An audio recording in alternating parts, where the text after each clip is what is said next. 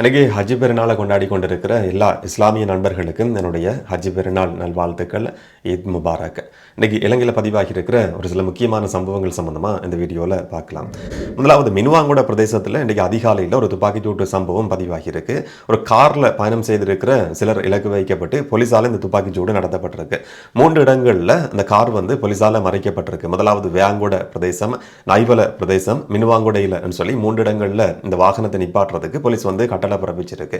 யாகோட பிரதேசத்தில் இருக்கிற போலீஸ் காவலர்ல இருந்த போலீஸ் உத்தியோகத்தர்கள் வாகனத்தை நிப்பாட்டுறதுக்குன்னு சொல்லி கட்டளை பிறப்பிக்கிறாங்க. அந்த சந்தர்ப்பத்திலையும் வாகனம் நிப்பாட்டாம போகுது. போலீஸ் துப்பாக்கிச்சூடு நடத்துது. துப்பாக்கிச்சூடு வாகனத்தில் பட்டதுக்கு பிறகு அந்த வாகனம் அங்கிருந்து தப்பி ஓடி இருக்கு.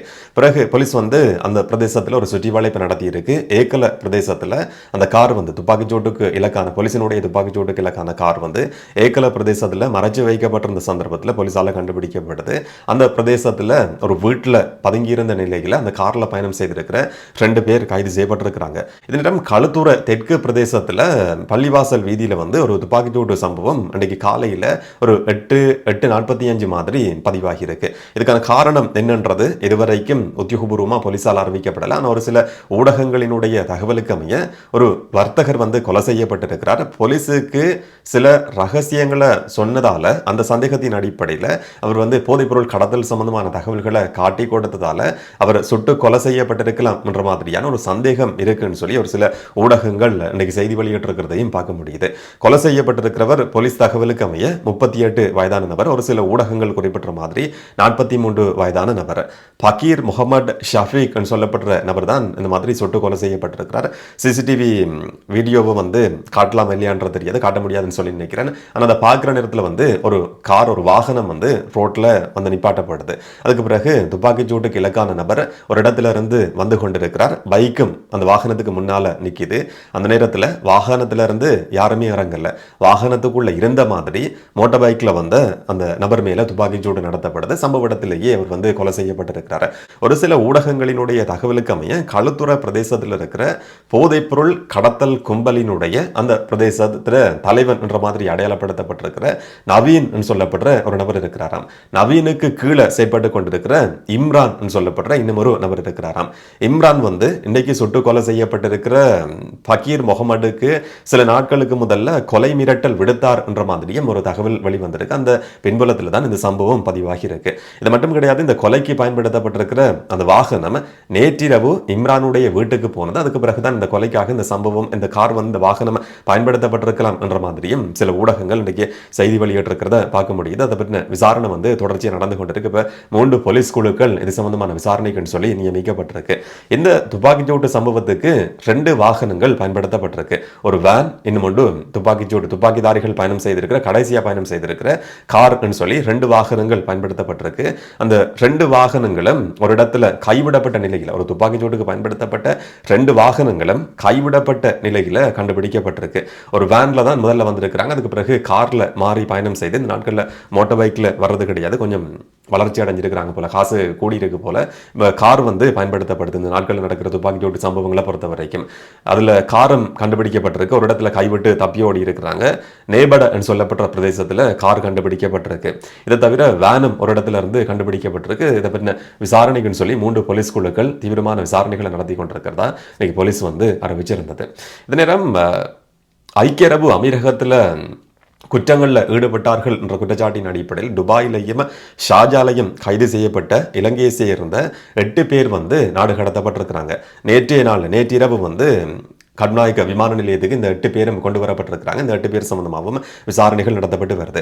அதுல 2 மிக பிரதானமான நபர்கள் போதைப்பொருள் கடத்தல் கும்பலோட நெருக்கமான தொடர்புகள் இருக்கிற நபர்கள் சொல்லி இன்னைக்கு போலீஸ் ஊடக பேச்சாளர் ஒட்லர் அடையாளப்படுத்தி இருந்தார். 3 பேர் இலங்கையில் நடந்த சில கொலை சம்பவங்களோட தொடர்பு பட்டிருக்கிற நபர்கள் என்ற மாதிரியும் தகவல் தெரிய வந்திருக்கு. அந்த 8 பேரும் வேற வேற போலீஸ் நிலையங்களுக்கு தேடப்பட்டு வர்ற சந்தேக நபர்கள் என்ற அடிப்படையில் வேற வேற போலீஸ் நிலையங்களுக்கு ஒப்படைக்கப்பட இருக்கிறாங்க. அதுல குறிப்பா மின்னேரியா, வத்தள, கொழும்பு வடக்கு, அம்பலாங்கூட, கொக்கட்டிச்சோல பிரதேசத்தை சேர்ந்த போலீசால தேடப்பட்டு வர்ற ஒரு சந்தேக நபரும் அதில் இருக்கிறதா சொல்லப்படுது. போலீஸுக்கு இந்த 8 பேரும் ஒப்படைக்கப்பட இருக்கிறாங்க. அதை பற்றின விசாரணையும் நடக்க இருக்கு. இந்த நேரம் 21ஆம் தேதி 21 சந்தேக நபர்கள் வந்து ஐக்கிய அரபு அமீரகத்திலிருந்து இலங்கைக்கு கொண்டு வரப்பட்டிருந்தாங்க. 19 ஆண்களும் 2 பெண்களும் உட்பட 21 பேர் வந்து அபுதாபியிலிருந்து ஐக்கிய அரபு அமீரகத்திலிருந்து இலங்கைக்கு நாடு கடத்தப்பட்டிருந்தாங்க. அந்த நாட்டு போலீசால கைது செய்யப்பட்டதுக்கு பிறகு இலங்கைக்கு நாடு கடத்தப்பட்டதை பற்றின செய்தி வழி வந்திருந்தது. அதுக்குள்ள இருக்கிற 2 முக்கியமான நபர்கள் சம்பந்தமான மேலதிகமான தகவல்கள் இப்ப வெளிவரதுக்கு ஆரம்பிச்சிருக்கு. ரவீந்திரன் சொல்லப்படுற ஒரு நபர் அதுல இருக்கிறார்.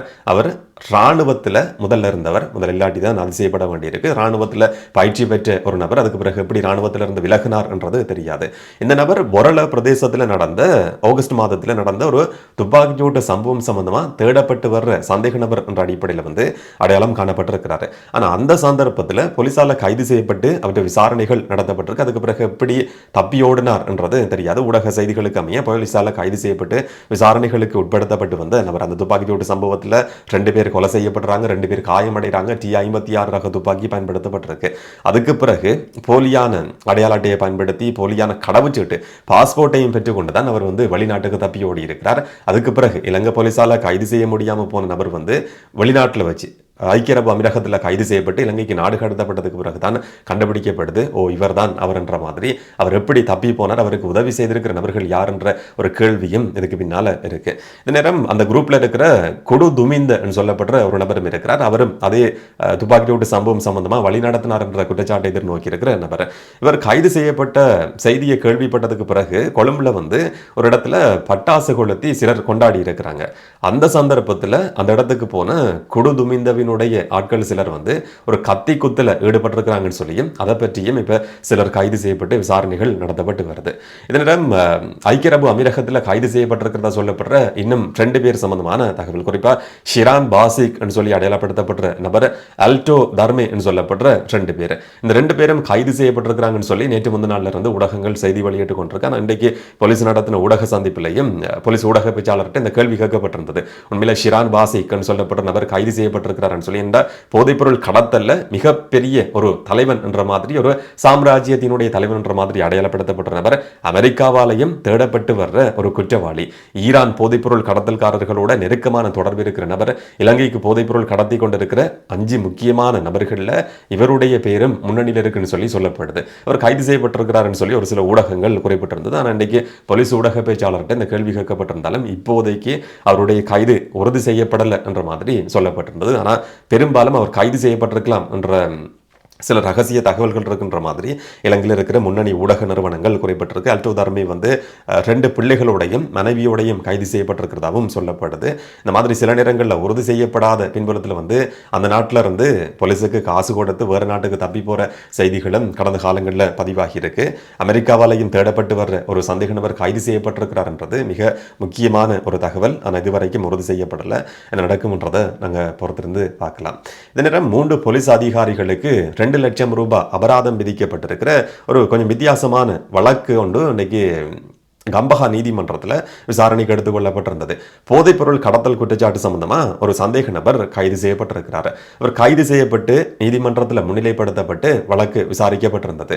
இதுக்கு சாட்சியாளர்கள் இருந்தவர்களும் போலீஸ் உத்தியோகத்தர்கள் தான்.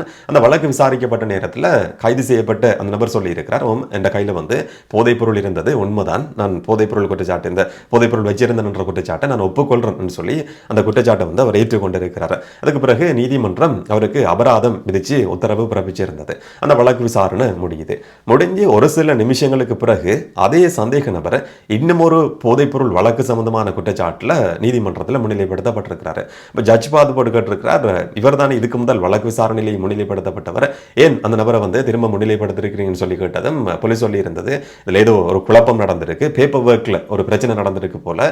இவர் கைது செய்யப்பட்ட அதே நாள்ல வேற சில நபர்களும் 16 போதைப்பொருள் குற்றச்சாட்டை எதிர்நோக்கி இருக்கிற நபர்களும் வந்து கைது செய்யப்பட்டிருக்கிறாங்க. இது ஒரு சிக்கலான பேப்பர் ஒர்க்ல வந்து ஒரு பிரச்சனை நடந்திருக்குன்ற மாதிரி போலீஸ் வந்து அப்படியே மழுப்புறதுக்கு முயற்சி எடுத்திருந்தது. இப்போ நீதிபதி பந்துல குணரத்ன வந்து கோபமடைஞ்சு சொல்லி இருக்கிறார், இது பேப்பர் ஒர்க்ல நடந்திருக்கிற பிரச்சனை கிடையாது, அதிகமான வழக்குகளை கணக்கு காட்டுறதுக்காக இந்த மாதிரி மோசடியான முறையில் வந்து ஒரே நபர் மேல திரும்ப திரும்ப வழக்குகளை பதிவு செய்யறது தொடர்ச்சியாக நடந்து கொண்டிருக்கு. போலீஸுக்குள்ள இருக்கிற மிக முக்கியமான ஒரு பெரிய பிரச்சனையா இந்த சிஸ்டம் வந்து இருக்கு. இது வந்து மாற்றப்படணும்.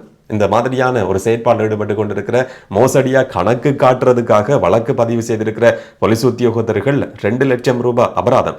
ஒரு சந்தேக நபர் போதைப் பொருளோட கைது செய்யப்படுறார். அவர்கிட்ட போதைப் பொருள் இருந்ததுன்றதை அவரே ஒப்புக்கொள்றார். நீதிமன்றம் அபராதம் விதிச்சிருந்தது. அதுக்கு பிறகு இந்த விஷயம் தெரிய வந்ததும் அவர் சொல்றார், அந்த சந்தேக நபரை 2 குற்றச்சாட்டுகள் சுமத்தி இருக்கிறீங்க, அவர் 2 குற்றச்சாட்டுகள் இருந்து நான் விடுதலை செய்கிறேன். இது மட்டும் கிடையாது, அந்த போதைப் பொருள் வச்சிருந்த நபருக்கு போலீஸ் 2 லட்சம் ரூபாய் அபராதம் செலுத்தணும்னு சொல்லி நீதிபதி பந்துல குணரத்ன கோபம் அடைஞ்சு இந்த மாதிரியான ஒரு உத்தரவையும் பிறப்பிச்சிருக்கிறாரு. இந்த மாதிரியே தொடர்ச்சியா கணக்கு காட்டுறதுக்காக வழக்குகள் அடுத்தடுத்து பதிவு செய்யப்படும் இருந்தா, ஒரு மாதத்துல கொஞ்சம் வழக்குகள் இருக்கு, அடுத்த மாதத்துல முதல் மாதத்தையும் விட அதிகமான வழக்குகள் பதிவு செய்யப்படணும் என்ற மாதிரி போலீஸ் செயற்படுமா இருந்தா இன்னும் 5 வருஷங்களுக்குள்ள வழக்குகள் பதிவு செய்யறதுக்கு சனத்தொகையே போலீஸுக்கு போதாம இருக்கும் என்ற ஒரு கருத்தையும் கூட நீதிபதி இன்னைக்கு வழக்கு விசாரணையில குறிப்பிட்டிருந்தார். அந்த சந்தேக நபர் சாமர சதுரங்க சொல்லப்படுற நபர் இந்த 6ஆம் திகதி கைது செய்யப்படுறார். 130 மில்லிகிராம் ஐஸ் போதைப் பொருளும் 50 மில்லிகிராம் ஹீரோயின் போதைப் பொருளும் அவற்றிலிருந்து கைப்பற்றப்பட்டிருக்கு.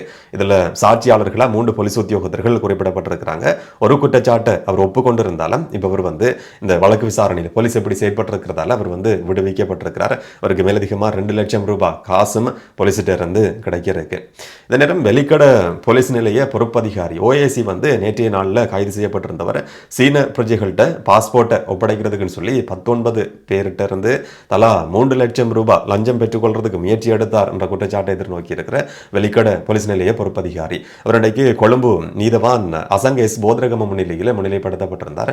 இந்த 9ஆம் திகதி வரைக்கும் வெளிக்கட போலீஸ் நிலைய பொறுப்பதிகாரி விளக்கமறியல் வைக்கப்படணும் சொல்லியும் நீதிமன்றம் ஒரு உத்தரவை பிறப்பிச்சிருக்கு. அதை பற்றின விசாரணைகளும் தொடர்ச்சியாக நடந்து கொண்டிருக்கு. இந்த மாதிரி போதைப்பொருள் கடத்தல் சம்பந்தமான ஒரு சில தகவல்கள், துப்பாக்கி சூட்டு சம்பவங்கள், வழக்கு விசாரணைகள் பற்றின சில தகவல்கள் இன்னைக்கு இலங்கையில் அதிகம் பேசப்பட்டிருந்த முக்கியமான விஷயங்களா பார்க்க முடிஞ்சுது. இதை பற்றி நீங்க என்ன நினைக்கிறீங்கன்றத கமெண்ட்ல சொல்லுங்க.